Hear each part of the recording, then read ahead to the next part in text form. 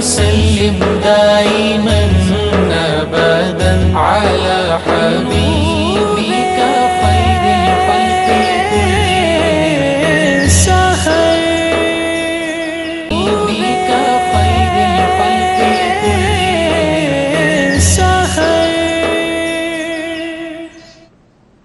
Welcome back नाज़रीन किराम जी। आप कोई वाक़या बयान इस हवाले से मैं एक अहम बात, चूँकि प्रोग्राम इख्तिताम के करीब जा रहा है तो इसमें मैसेज भी है, वो अर्ज़ करना चाह रहा हूँ। जी इरशाद। हम कुरान मुक़द्दस को और हदीस तय्यबा को जब देखते हैं तो वमिन ज़ुर्रियती, इसके साथ दो दुआएं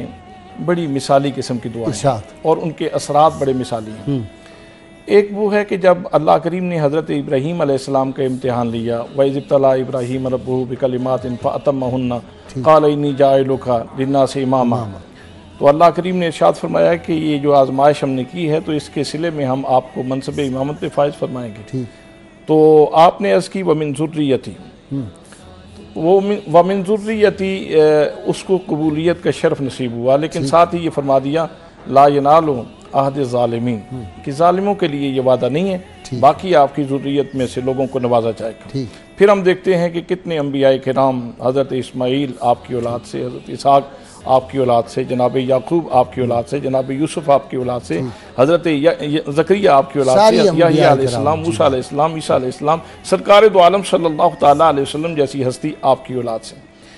दूसरी वमिन ज़ुर्रियती के साथ जो दुआ है और उसकी जो तासीर है वो ज़माने ने देखी और कमाल देखी, वो ये है कि हुज़ूर सल्लल्लाहु तआला अलैहि वसल्लम को नमाज का तोहफ़ा मिला, आप लेके आए, आपने नमाज अदा की और आपने जब ये दुआ मांगी रब्बी जालनी मुक़ीमस सलात व मिन ज़ुर्रियती, मेरे अल्लाह मुझे नमाज कायम करने वाला बना दे और मेरी औलाद को नमाज कायम करने वाला बना दे।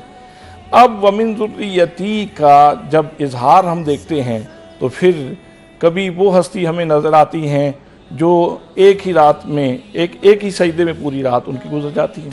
रात अपनी तंग दामानी के शिकवा करती है, लेकिन उनका वो लज़्ज़त का सिलसिला ख़त्म नहीं होता।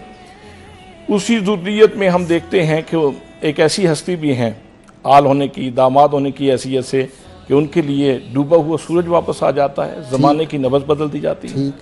फिर उन्हीं में हम ये देखते हैं कि हज़रत इमाम हसन मुज्तबा हैं जो बहुत प्यार के साथ सबक दे रहे हैं कि अगर चाहो कि अल्लाह करीम तुमसे बातें करे तो कुरान पढ़ो, और अगर ये चाहो कि तुम अल्लाह करीम से बातें करो तो फिर नमाज पढ़ो। फिर उन्हीं में वो हस्ती भी हैं कि जो अपना सारा कुछ कुर्बान करके, अपने लख्ते जिगर देखकर, अपने बेटों की बोटियाँ उठा के आखिर में अपना जिस्म छलनी है और अभी एक तलब बाकी है,